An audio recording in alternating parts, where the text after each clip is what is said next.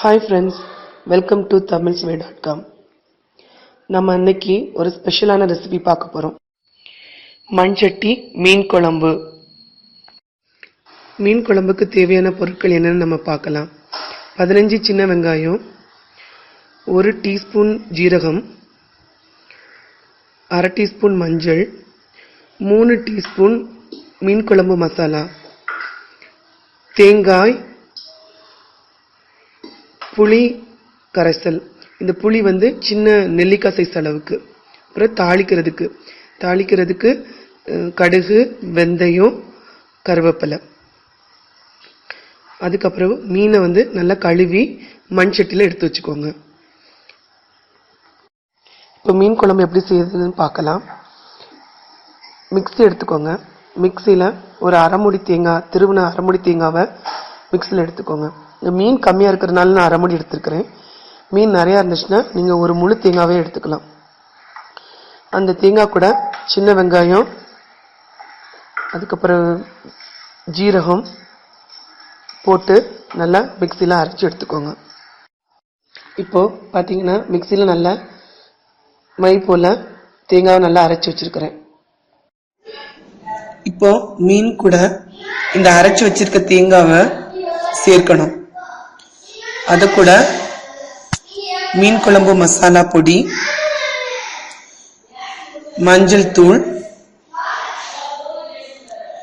அப்புறம் தேவையான அளவு உப்பு.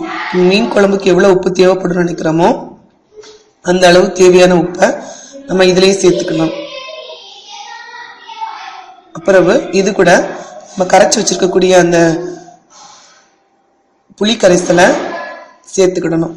பிறகு ஒரு குழம்பு நம்மளுக்கு வைக்கிறதுக்கு எவ்வளவு தண்ணி தேவைன்னு நினைக்கிறோமோ அந்த அளவுக்கு தேவையான தண்ணியை இந்த மீன் கூட சேர்த்து ஊற்றிக்கிடணும். ஊற்றி இதை நல்லா மிக்ஸ் பண்ணி வச்சுக்கணும்.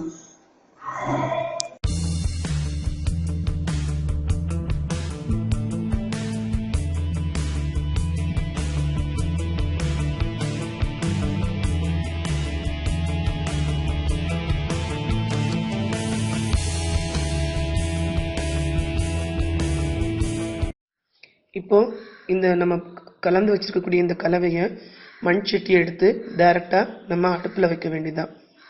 ஆனால் நான் தேவையான பொருட்களில் சேர்க்க சொல்ல மறந்துட்டேன். இந்த கலவை கூட நம்ம 2 பச்சை மிளகாவும் இல்லைன்னா 1 பச்சை மிளகாவும் உங்கள் காரத்துக்கு ஏற்றாப்புல போட்டு, அதுவும் ஒரு தக்காளியும் கட் பண்ணி போட்டு நல்லா மீன் குழம்பை நல்லா கொதிக்க விடணும். ஸோ அந்த கொதித்து அந்த மீன் குழம்பு வாசம் வர்றது வரைக்கும் நல்லா அடுப்பில் கொதிக்க வைக்கணும். நல்ல தீயை நம்ம சிம்மில் வைக்க வேண்டாம், நல்ல ஃப்ளேம்லேயே வச்சு நல்லா கொதிக்க விட வேணும்.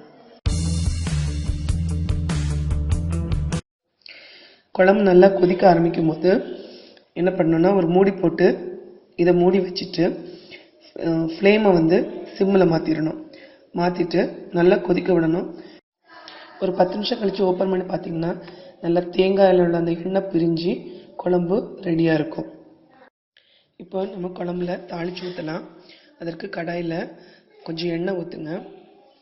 எண்ணெய் நல்லா கொதித்த உடனே அதில் கடுகும் வெந்தயமும் போட்டு நல்லா பொரிய விடுங்க.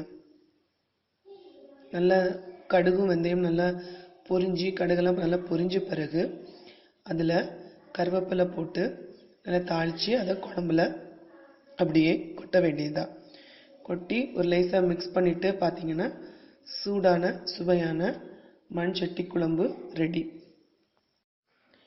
இந்த குழம்பு நீங்கள் வீட்டில் ட்ரை பண்ணிவிட்டு உங்களோட கமெண்ட்ஸை எனக்கு சொல்லுங்கள். தேங்க்யூ.